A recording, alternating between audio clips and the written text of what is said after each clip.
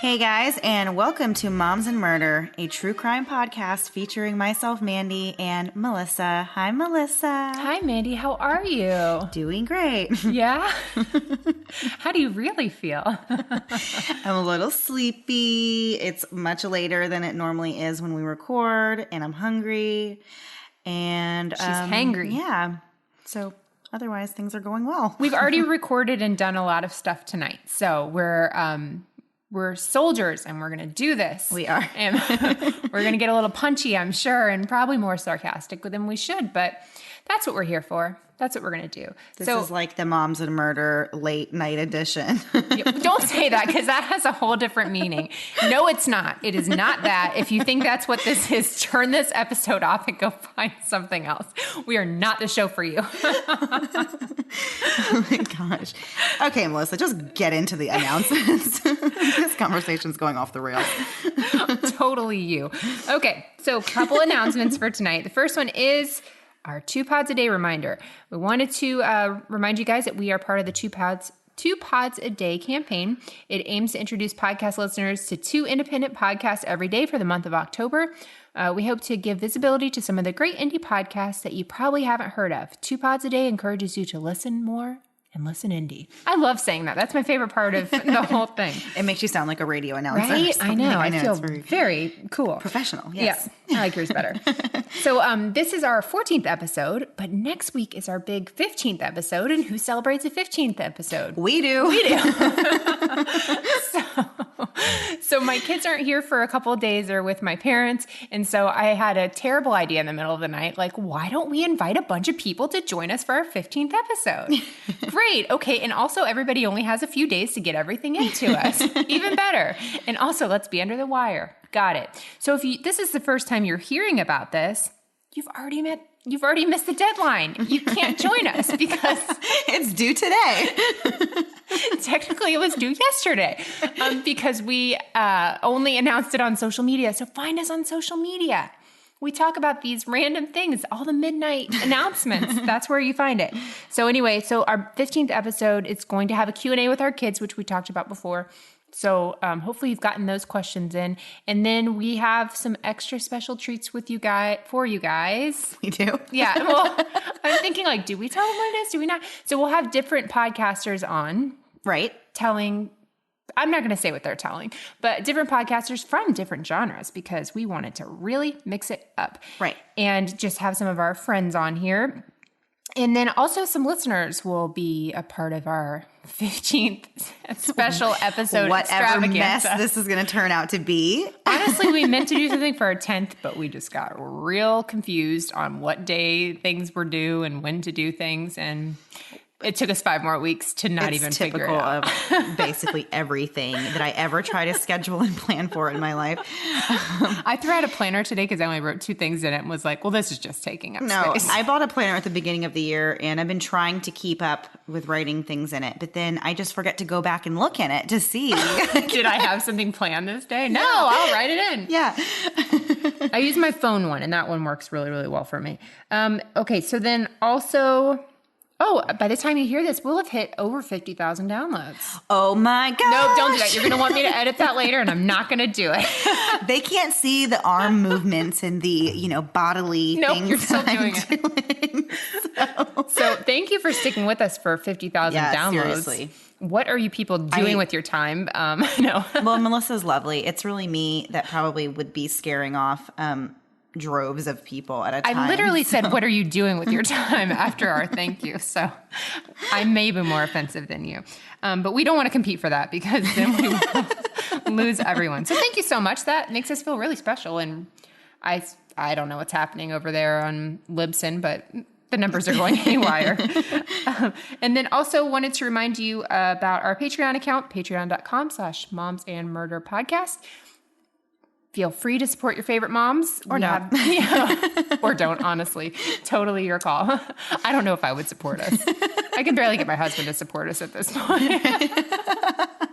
So we're extra punchy, guys. And then also Facebook group, Mum's the Word.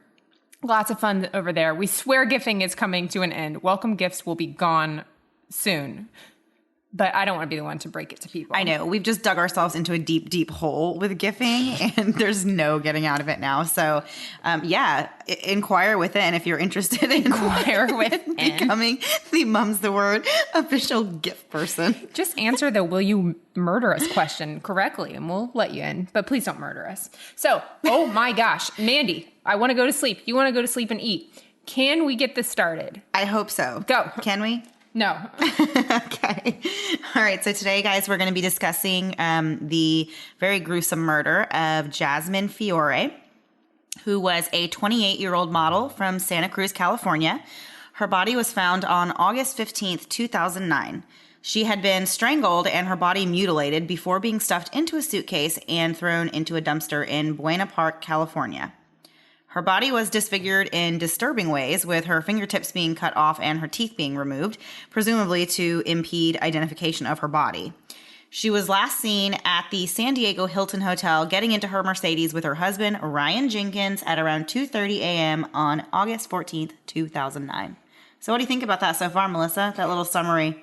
I think we do a lot of spouses killing one another. There's got to be statistics out there that's like a very highly common. Yeah, you're much more likely to be murdered by somebody that you know than a stranger. Especially someone who lives under the same roof as you. Yeah. I'm at least so in my scared. case. Wait, what? Is this a confession or are you scared? I don't understand which way you're going with this. It might be both. I don't know. Oh, God. Okay. So Jasmine began her career as a swimsuit model and found success in other areas of the industry as well. She worked for Playboy as a promoter, but never posed in the magazine. She often worked as a body-painted model at parties and events for entertainment, acted in commercials for adult hotlines, and appeared in shows in Vegas. Adult hotlines, that's basically what you thought the beginning of our show was. She wasn't actually in, like, right. she didn't work there. She was just like the model where they try to rope you in and be like, oh, chat with girls like this. This is who you're talking to, yeah. And you know it's not. Yeah. Yeah. Could be. We don't know. We don't know. Who am I to judge? Right. So outside of her modeling career, she also held a real estate license and had aspirations of opening a gym and personal training center. Friends of Jasmine's described her personality as being warm, kind, and friendly, which no one's ever said about me in my entire life. Right. I would say friendly, maybe what? Warm. I don't know. I'm just kidding. Like body temperature. Maybe if I had a fever, somebody would You're always wearing a sweater. Gosh. Okay. So Jasmine did not always live a glamorous life. Her parents divorced when she was just 8 years old, and her mom raised her alone. Before she made it onto the modeling scene, she held a much simpler position as a grocery bagger. Not that being a grocery bagger is simple, but it's simpler than being like a swimsuit model. Hotline model. Or any kind of model. Yeah, any kind of model. I was a bagger for many years. I was very good at it. Very good at it. So I will stand up for every bagger around these parts. Okay. All right. So Jasmine was also considered a tomboy, and she had no qualms about playing football with the boys, just getting dirty, kind of a rough and tumble kind of girl, which if you have seen pictures of Jasmine Fiore, which you probably have, if you don't recognize her name, you would definitely recognize her photo. She doesn't look like a tomboy at all, but no, that was kind of a jump to me because yeah, me too. Although I guess whenever you get into like modeling and then those types of things, you kind of get dolled up as just part of the that just gig. Takes so much time. Well, someone else does it for them. Okay, but you know how people love getting their hair like colored and stuff? I'm not interested. It takes hours. And they never put a towel behind your neck whenever they wash your hair. I'm always the biggest baby whenever they want to wash my hair. I'm like, can we please get towels under my soft, delicate neck? I can't even wear necklaces, like even a light necklace because my neck kills me. Well, I don't understand now at salons when you go and like they tell you, okay, lean your head back and rest your, neck on the neck rest. Why are there no pillows? Padded, like a padded thing? I don't understand. Ask for towels. I'm getting very upset about this because you would think that by now someone would be like, they need to build these sinks with like a plastic padded thing. No more. Kind of like this is what we're doing. We're doing this. Shh, don't tell them. Oh, this is patented. Right. We have to talk to a lawyer. We just patented this just a second ago. Sorry. Yeah. What is today's date? Whatever today's date is, this is our idea. You can't steal it from us. We will sue you. So help me God. Oh my goodness. Okay. I can't talk anymore. Can we Go. get back on track? No, never.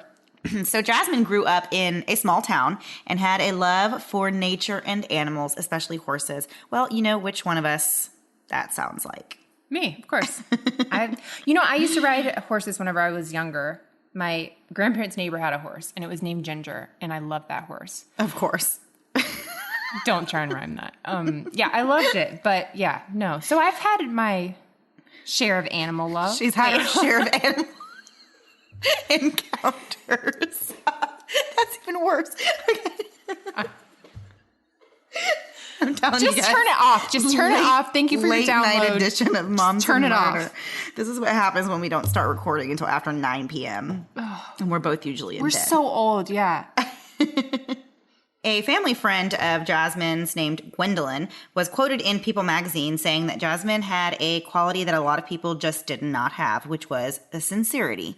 And I think that's a really sweet thing to say about someone. I don't have anything else to say about that. Melissa, I think you are the most sincere person I've ever met. That's bull. I read it as Serenity, and it reminded me of Serenity Now from George Costanza's father, which I still cannot remember that man's name. Oh, Seinfeld. Right? Seinfeld. Yes. Seinfeld, you It's from Seinfeld, and he yells Serenity Now, and it's one of my favorite things ever. You're a big Seinfeld fan, right, Mandy? Absolutely. You're the worst. We had a whole conversation, I didn't watch Seinfeld. We recorded 10 minutes, and it is not there because I pushed the wrong button, and so we're having to discuss these conversations with you guys again. So this round, Mandy knew a Seinfeld reference, but rest assured, last time she did not. So when Jasmine first began modeling, she was nervous and a little timid of the big city, but she continued to book jobs in Vegas. And as I said, she was a swimsuit model and had other odd jobs modeling for restaurant ads and adult phone line commercials. Sure. It was during this time in Vegas that she met Ryan Jenkins, which is another name that might sound familiar if you are like Melissa and really enjoy trash TV, as I like to call it, because Ryan Jenkins was on the show Megan Wants a Millionaire. So I am not very familiar with this show, but when I initially told Melissa that I was thinking about doing this case, she practically jumped out of her seat with excitement. I lit up. She was like, I've seen the show that he was on. So she knew exactly who this guy was. And she's going to tell you a little about the show Megan Wants a Millionaire. First of all, it's not the show he was on. It's the shows he was on. Right. He was on several shows. He was. But he started with Megan Wants a Millionaire. And Megan Wants a Millionaire was a reality dating show that was on VH1. And it was featuring Megan Hauserman, and she was actually on a show previously called Rock of Love with everyone's favorite diabetic rock star, Brett Michaels. He was on The Apprentice, and all he talked about was diabetes. That's what he said, diabetes, and he called everyone his best friend. Like, whoever got voted off, he just cried and called them their best friend, and they all said, "We hate you, Brett." And he just kept going for his friends. Sounds I loved exactly like every other VH1 show.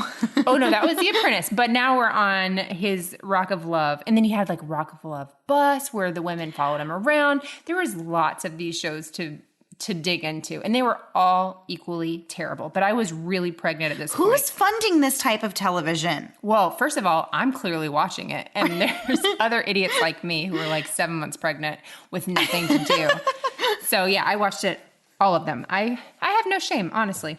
Every trash TV show I watch, which now it's basically only 90 Day Fiancé, my husband always calls Bad Girls Club. Like, no matter what, he's like, "You're watching Bad Girls Club." I'm like, I don't even think that's been a show for like 30 years. I used to really love Bad Girls Club.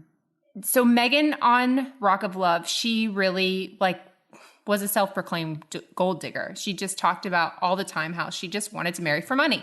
And sounds like a dream. Yeah, and she had one of those, it was very Paris Hilton-y, honestly, if you watched her.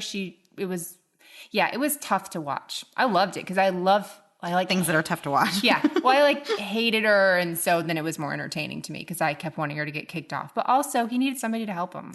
Oh, you just said Paris Hilton. So there is one show I used to watch that's in the vein of trash TV. The one that had Paris and what's her friend? Nicole Rich. Yeah. Yeah, I used to watch that. So I used to watch that too, and I actually did enjoy it. Yeah, see? Trash TV, It's kind of podcasting. Well, that's so insulting.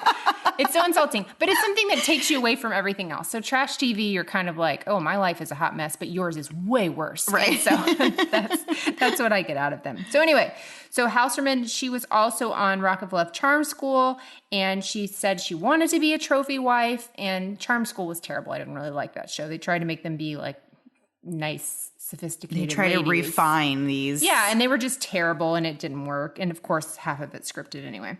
And then VH1 decided she was such a great personality, which again, I compared her to Paris Hilton. So that's the kind of personality we're working with here. They offered her own show, Megan Wants a Millionaire, where 17 men were picked to be on the show. Each one was supposed to have at least $1 million net worth to be on this show. And Ryan was actually a finalist on this show, but ultimately he was not picked by Megan. Rejected. Also, yeah, there's a lot more to this. Yeah. So we'll go into a little bit about Ryan. He was born in Victoria, British Columbia, Canada, on February 8th, 1977.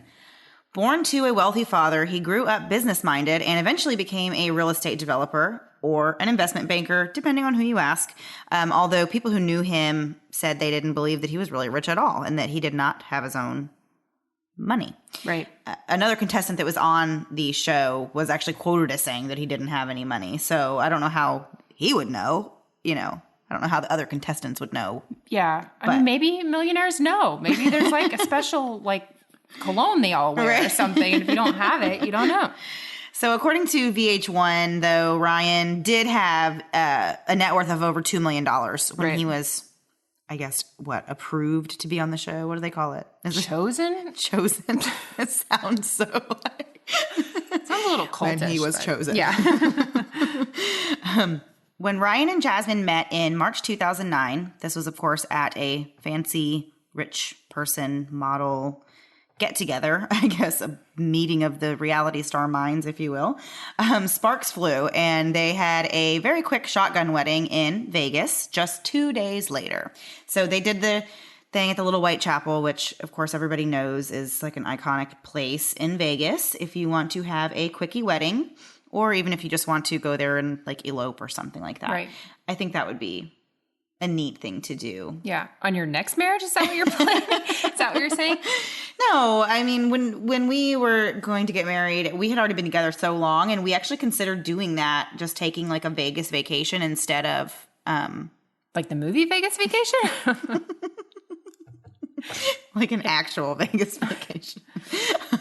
And just like getting married at the chapel. But we didn't do that because...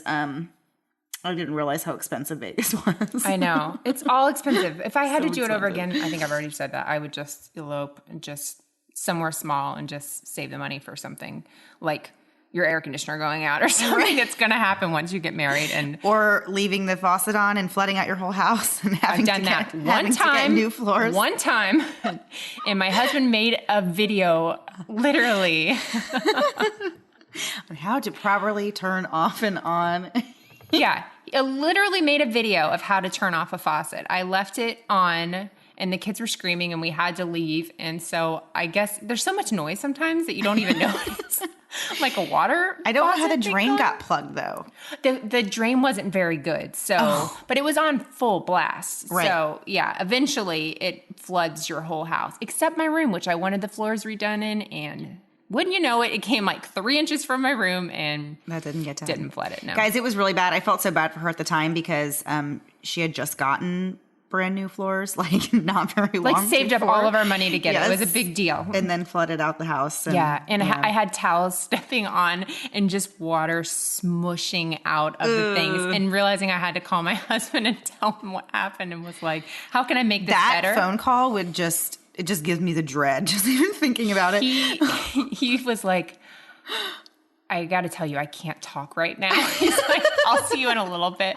But I can't really talk. Like He is the nicest man ever. That is not the reaction I would get. Well, oh no, it was that reaction or the opposite of that reaction. So I was like, okay, you want to be quiet? I'm good with that. Let's be quiet. I'll be quiet too. Thank you. But yeah, no, he made a nice video, which I don't know where we were going with that, but I don't either. If I can find that video, I'll post it on our Facebook group because it's hilarious. Who said it best? We're the most tangity, going off on tangents. I know. That's us though, guys. Hopefully you like it. If not, don't leave a review. Still listening. Please don't leave a review. All right.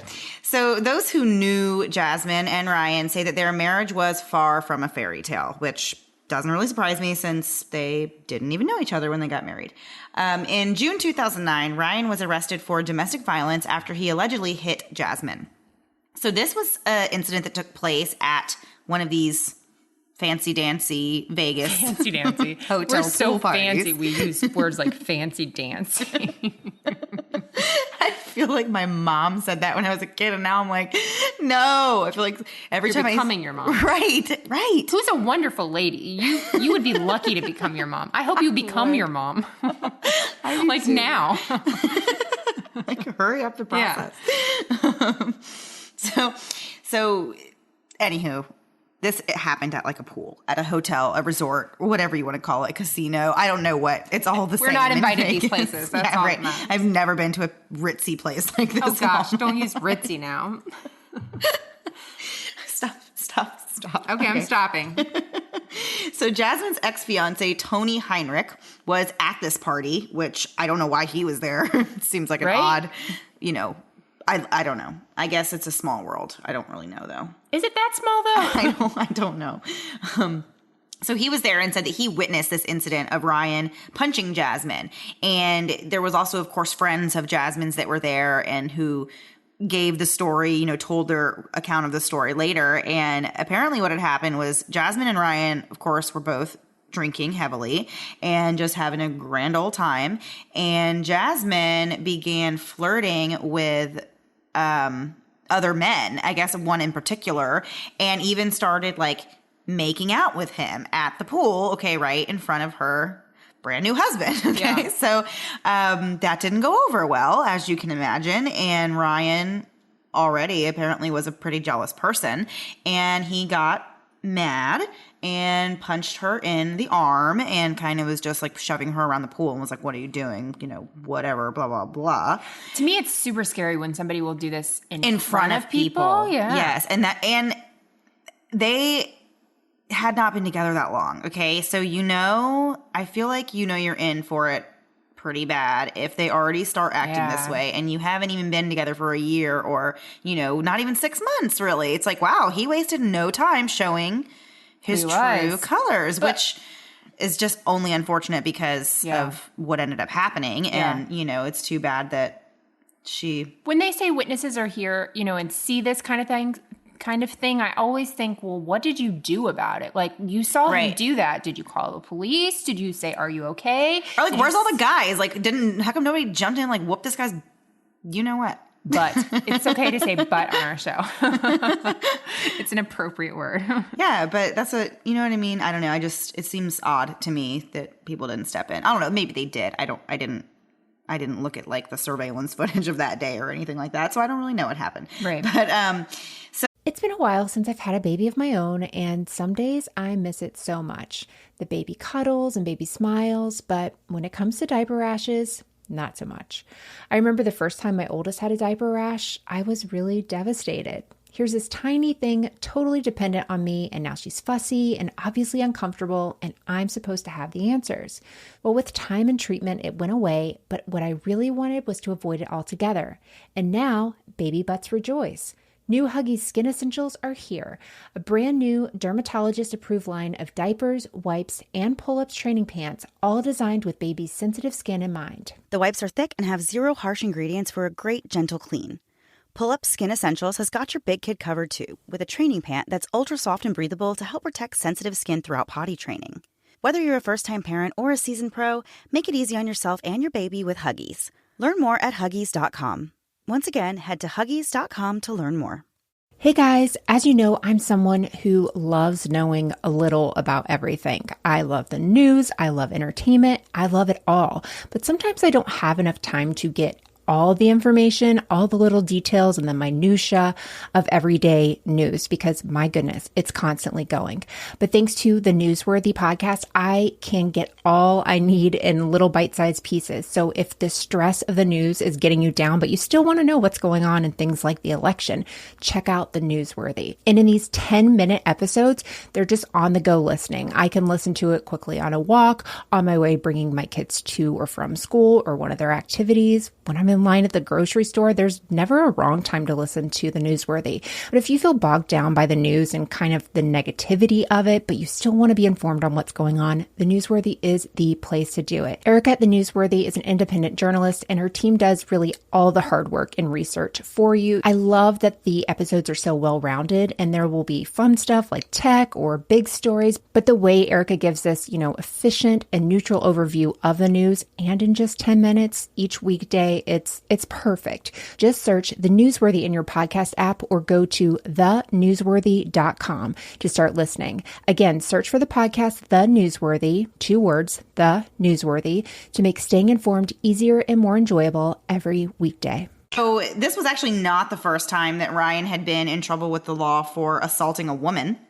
And in 2005, he was arrested for actually pretty close to being the same thing. He had punched another one of his girlfriends and pushed her down a flight of stairs. So this guy is just a real piece of work. Not in the Michelangelo sense. No. When I say work, I mean he's really just like a jerk. Yeah, a dirtbag. Yeah, he's, not a good guy.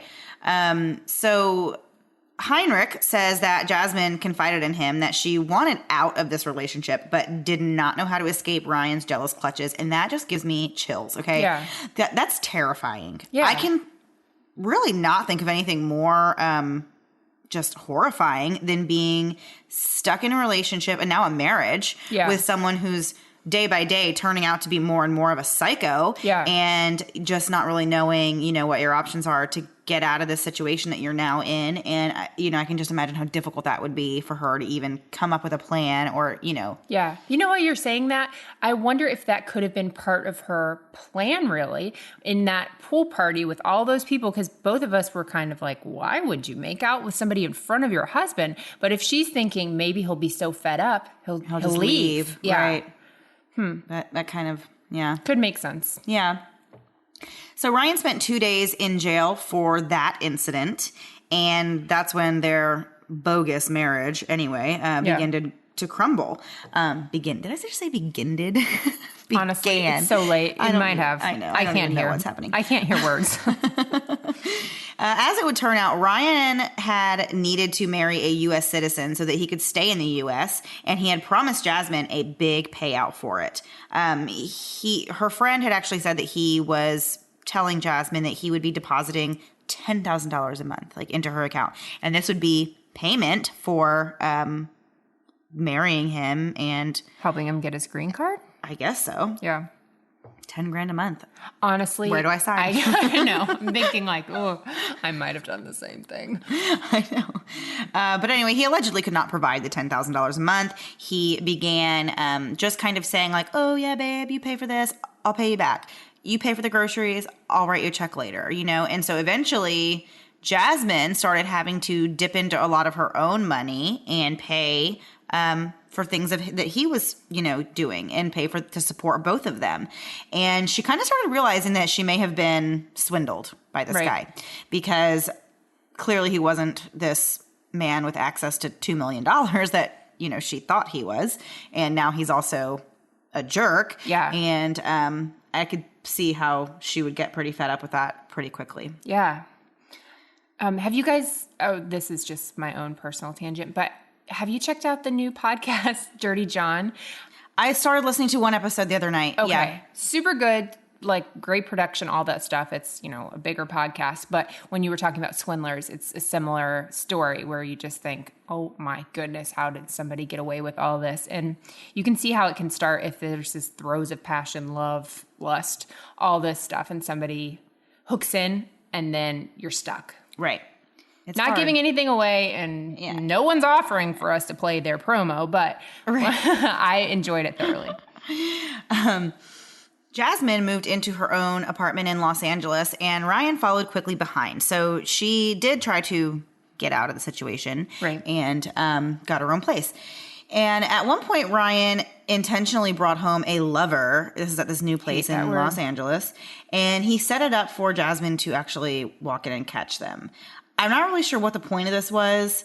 I guess he was hoping maybe that she would see him in bed with another woman and just want to be with him again? I guess. Or be jealous. I mean, because he was jealous. So maybe he was thinking, if her brain works the same as my crazy brain, then maybe I will get her to be jealous and do everything she can to show me how much she cares about me and all this, No, I'm good. Not interested. Not interested. Now I'm just going to be worried about an STD. That's basically all that's going to happen. And like, get out of my house. Yeah.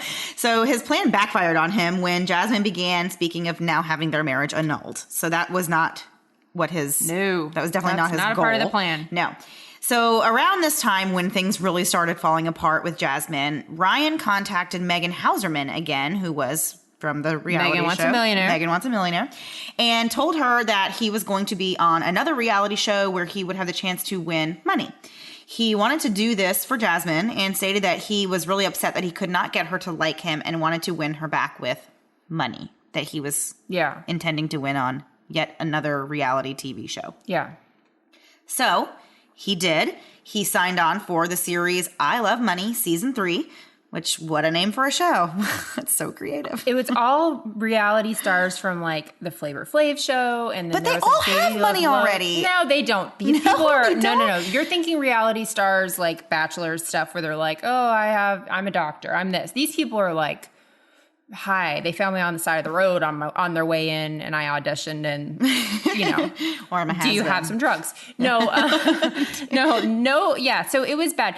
I will say, I Love Money was even too terrible for me. Really? I couldn't even watch I Love Money, and my standards are very low. I'm gonna have to go look up one episode so I can watch it. And everybody on the shows, nobody actually had their real names. They were called like Buttercup or count me out already. Yeah, I don't do nicknames like that. New York, all that kind of stuff. So nobody actually used their name. So it was weird. Yeah.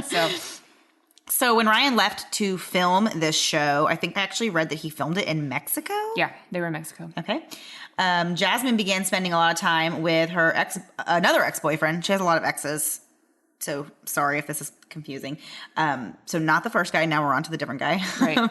So she started spending a lot of time with Robert Hasman. And eventually she did file for an annulment from Ryan in her marriage.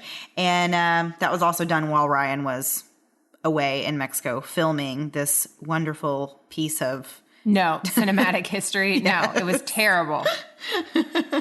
So when Ryan returned to LA, he revealed that he had won the competition and the $250,000 prize that came along with it.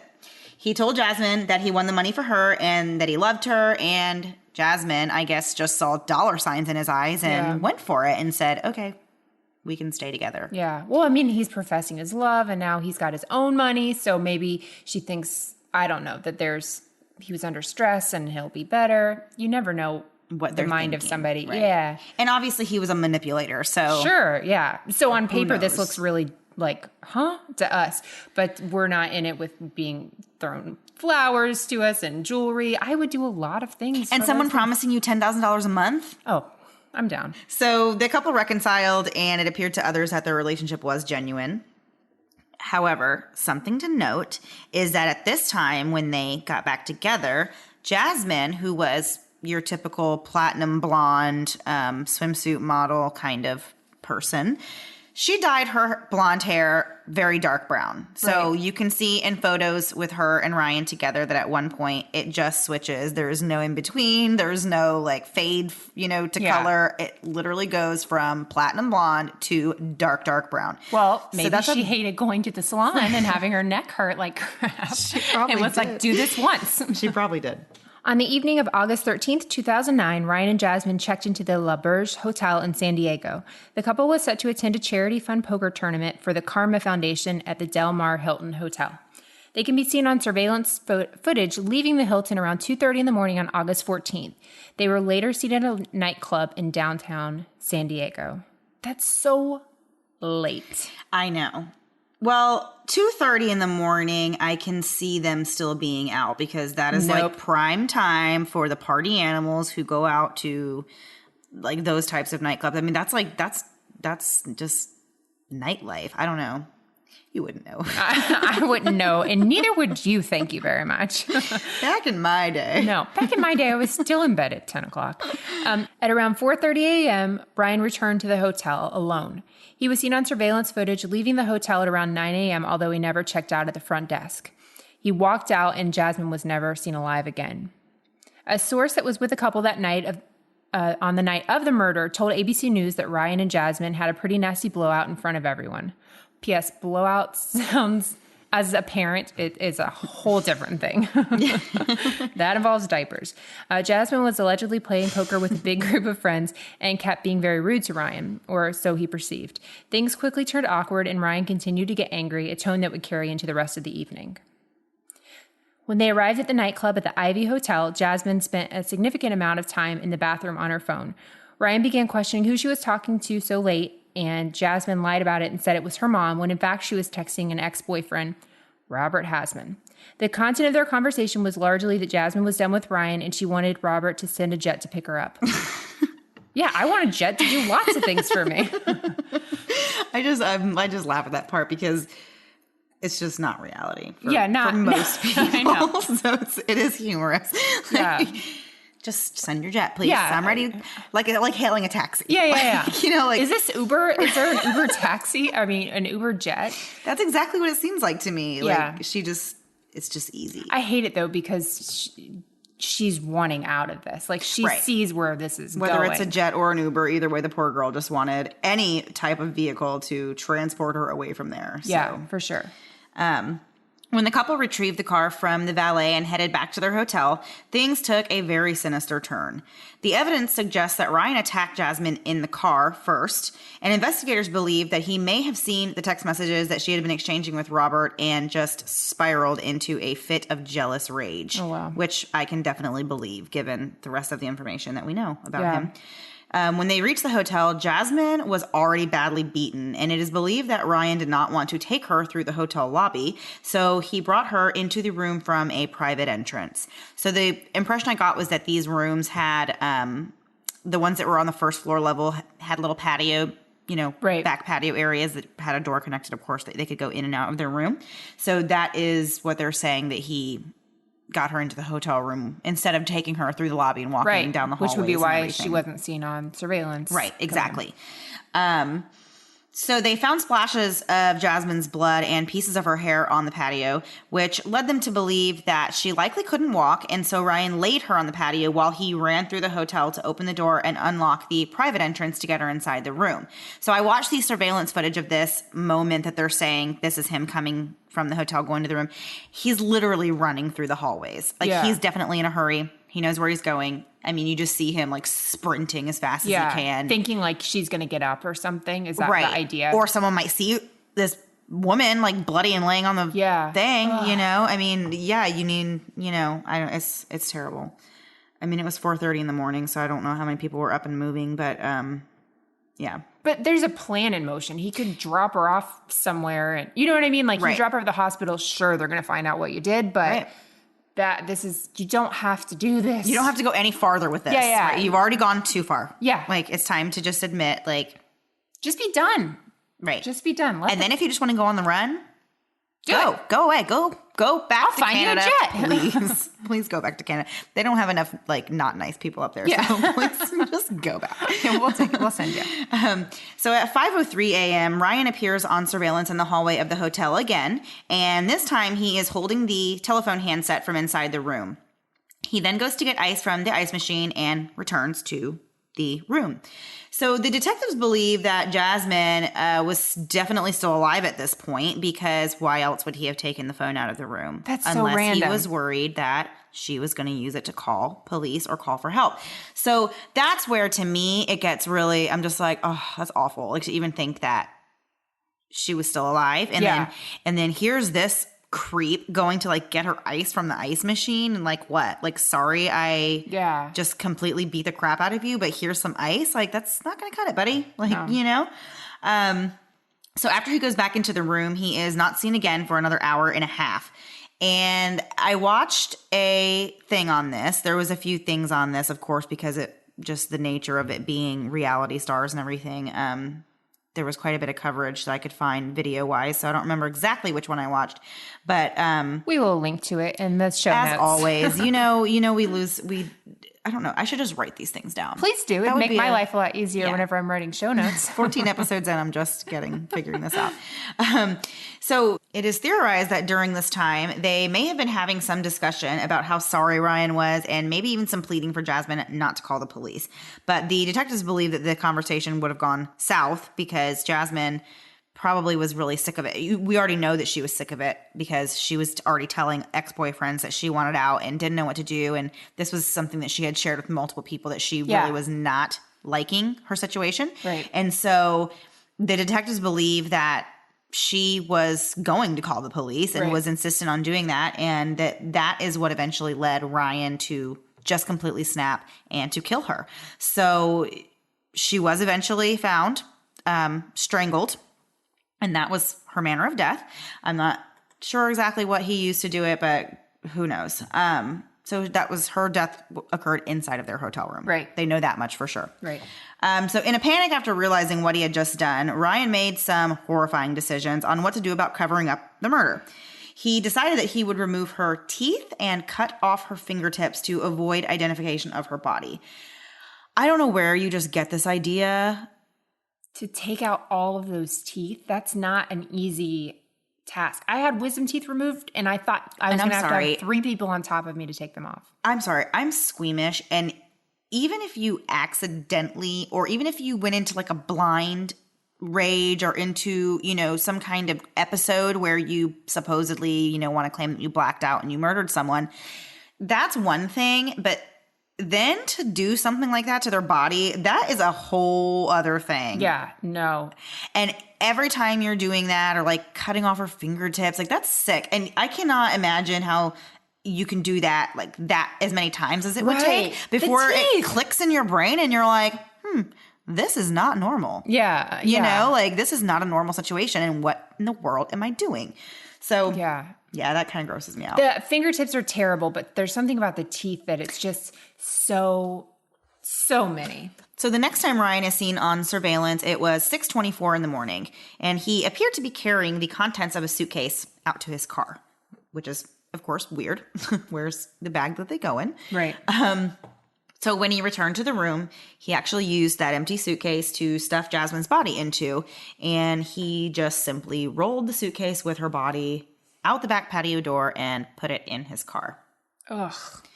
So then he was seen one final time on the surveillance footage leaving the hotel at 9:20 a.m., of course, alone.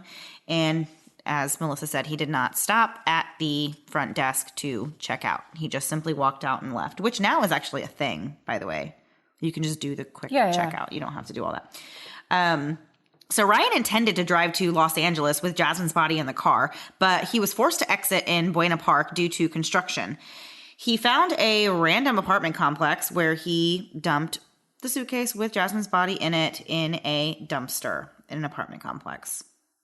Just all around bad decisions. That's not really obviously, if he went through the process to like think that he needed to remove identifying features, you would think that he would have at least thought that's not going to be a good place to, you know what I mean, to hide the body. Although I guess his thought process was that with no way to identify her, then at this point she's just it's just a body, and he's then not connected there's to no the apartment connection. complex. Right. Yeah. Mm-hmm. So security footage from Ryan's apartment shows him returning home on foot later that day. Evidently, he had already hidden Jasmine's car, which is whose vehicle the initial attack took place in. So when he got inside of his apartment, he began setting up his alibi. He started sending text messages to Jasmine's friends, acting like he was worried about her and did not know where she was. He also used Jasmine's cell phone to send himself text messages, and then he would respond back to those messages so that it looked like he had been in contact with her after, of course, her time of death. People like that bug me too, because you're only covering yourself I get that they're wanting to cover themselves, but what a twisted person that you're. Right. Like, that is messed up. That's really messed up. Not as messed up as the teeth and fingertip thing. But it's the same person, so it's all messed up. Yeah, but oh no, Mandy, pulling out somebody's teeth, it's a different thing than a text message. It just is. I agree on that. I do agree on that. So later that night, he reported Jasmine missing, and then he skipped town the very next day and headed back to Canada. So now he goes back to Canada. Sketchy. Yeah. So on Sunday, August 16th, 2009, Jasmine's body was discovered by the apartment manager in the complex where Ryan had ditched her body.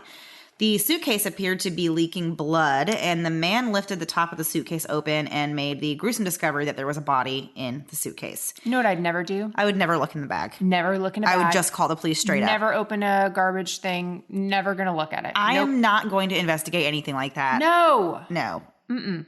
And if he saw that it looked like the bag had blood on it or coming out of it, just call. Yeah, just call. They're not going to be mad at you. That's what they're there for. Right. They're not going to be upset with you if they don't find anything. But yeah, I don't ever want to stumble upon something like that. So no. I am not going to open up bags that look suspicious.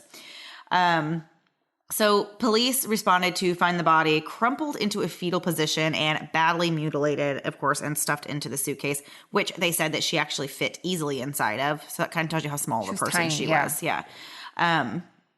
Detectives initially thought that this was the work of a serial killer because, sure, why would you think that this was like a one-off? Like a husband situation. Yeah. Like normally when it's, I don't know. I don't want to say normally because I really don't know. I'm literally talking out of my you-know-what right now. Yeah.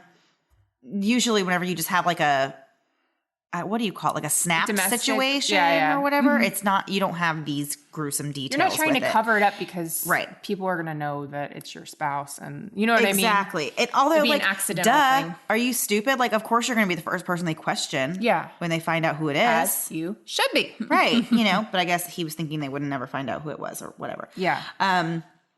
So the autopsy on Jasmine's body showed that she had been badly beaten and then strangled, but without fingerprints or teeth, they really had no way of identifying her until they had a break. Jasmine had breast implants, and those implants had serial numbers on them, and they were able to use the serial numbers on the breast implants to track down, I guess. That's amazing. Yes. I don't know whether they tracked down the doctor who put them in or the company itself that makes the silicone implants, but that's what they use to identify her body. So I do think that's cool because they caught you anyway. Yeah. They figured out. Right, exactly. Like, you tried so hard, but you just forgot one little detail. Exactly. So detectives immediately started looking for Ryan once they ID'd her body. And when they went to his home, they discovered that he wasn't there, of course. So they made contact with him over the phone on Monday, which was the day after the body was discovered, and they asked him if he could just come down to the station and answer a few questions. At this point, Ryan stated that he could not go to the police station for questioning because he was in Utah on his way to Canada because his visa was about to expire. I'm sure they would have. Convenient. But I'm sure they would have been like, hey, Canada, we need him just for one more day. Thanks. Right. Yes. Well, they did. Actually, they called Canada and let them know to keep an eye out. They put an APB on Ryan's car and alerted both the U.S. and Canadian Border Patrols to keep an eye out for him and that he was headed that way. And was potentially wanted for murder. Yeah. So just by the way, keep an eye out. Yeah. So they feared that he may actually be trying to get out of North America altogether and that he was going to go to Canada first because, of course, he had money, supposedly. They were worried that he was going to go get to Canada and then get a flight out of Canada to a non-extradition country where he would then just be free to live. Yeah. Yeah. So they really stepped up their search efforts and heavily started circulating his description, and they really had everybody out looking for him. And there was a lot of agencies involved in the manhunt, lots of U.S. agencies, and then, of course, you have the Canadian authorities that are now involved. So you're kind of on, like, borrowed time, I feel like, at that point, because... I remember when this story was going on and following it and thinking, like, where the heck is this guy? Right. It was during the tape... Or, I'm sorry, it was during when... Megan Wants a Millionaire had just come out. Yeah. Right. So I'd already seen like 3 or 4 episodes at that point. And so then VH1 pulls it for then. Like they were like, we got to see what comes of this case. Right.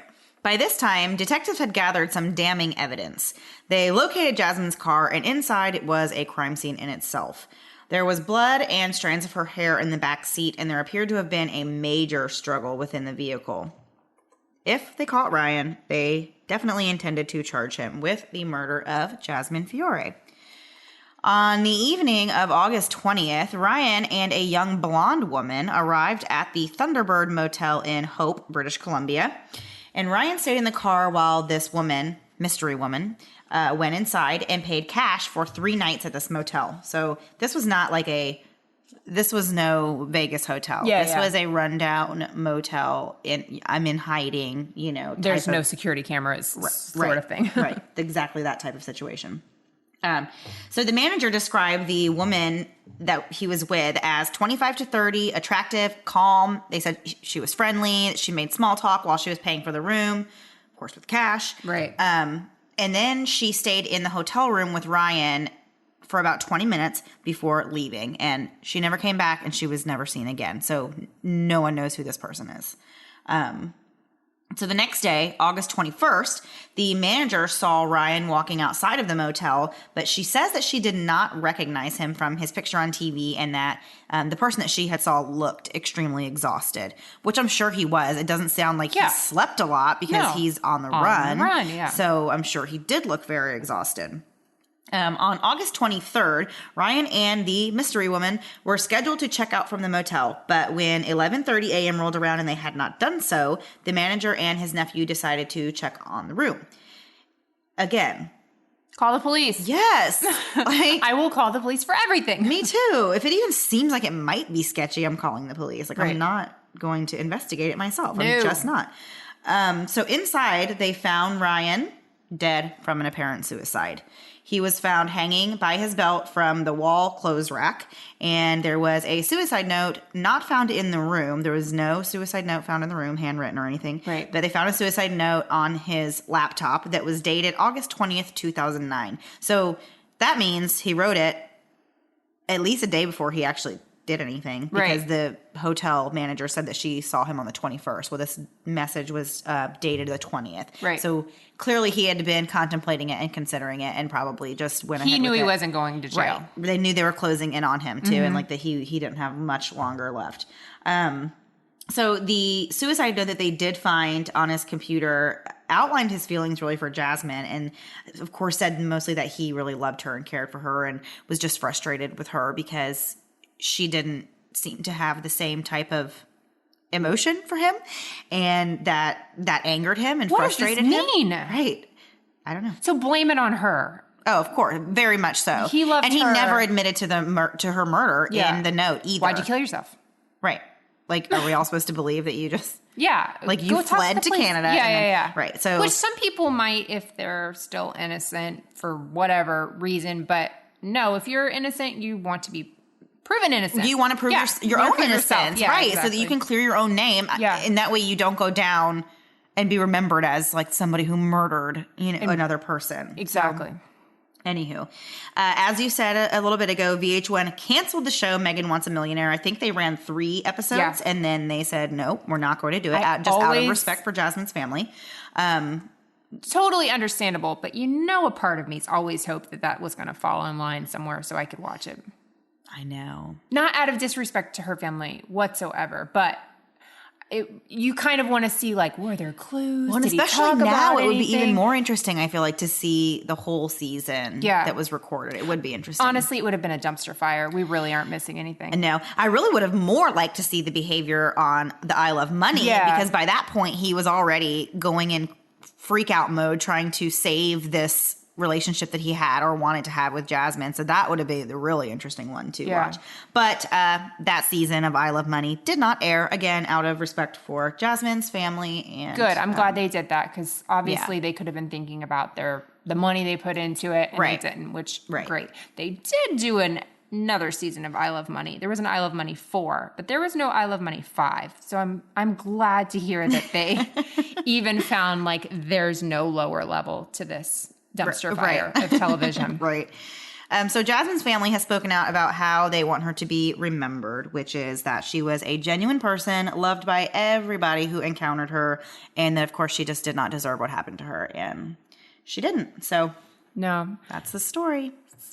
Super sad story. It is really sad. All the way around, especially, I don't know. I just think back of all the times she was trying to get out and couldn't. And this was not a long relationship at all. Yeah. No, they were together, I think, I think I said, what was it? February they got married? And then, so 6 months? Yeah. Yeah. That's not. No. And it seems like the entire time it was just terrible. Tumultuous. Yeah. I'd be interested to ever know if they had any interviews with his previous girlfriends to hear if that was like a thing that happened. But well, he did get arrested for punching and knocking one down the stairs, so I'm sure you could get a few to tell you stories of his And I honestly do rages. think credit to VH1, but also I feel like they pulled all that stuff because they realized we did not check into this. Right. They dropped the ball. Yeah, so I'm giving them maybe a little too much credit. But yeah, they dropped the ball on this, and they could have called Canada. There has to be Canada. You have to have a representative somewhere. Well, then you think about poor Megan Hauserman, who has come out basically and said, I could have been interchangeable with this woman. Like, it could have been me, that got, I don't feel bad for that one. I don't feel bad for her for 1 minute. She was insufferable. She was. Didn't die, Mandy. Well, she...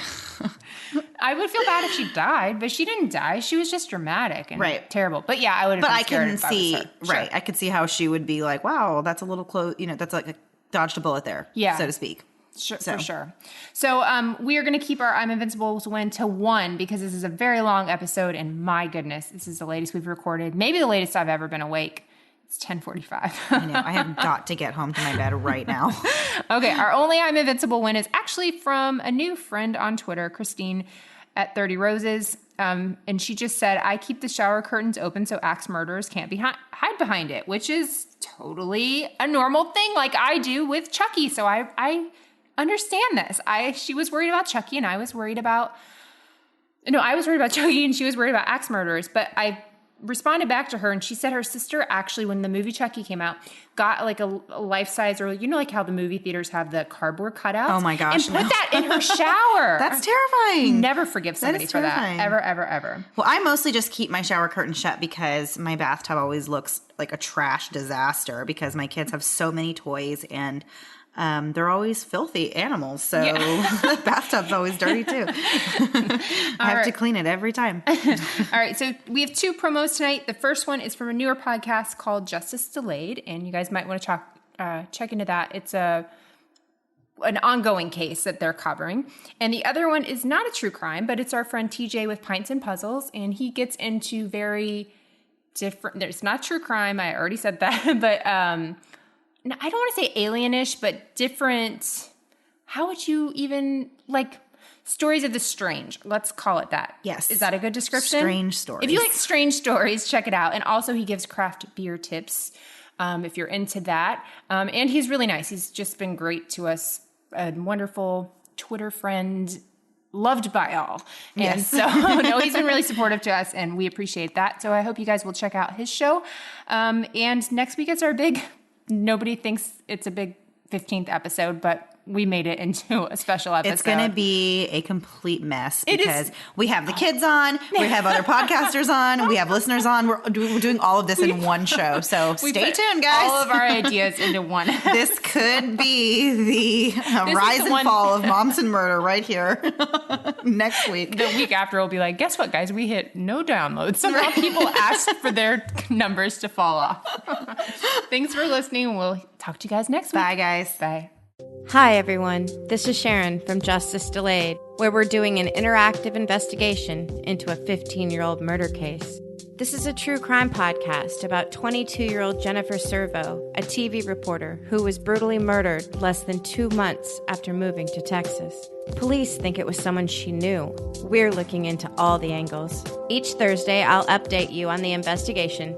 You ask questions and suggest what's next. Join us as we search for justice and a murderer. Check us out on iTunes and participate on Facebook.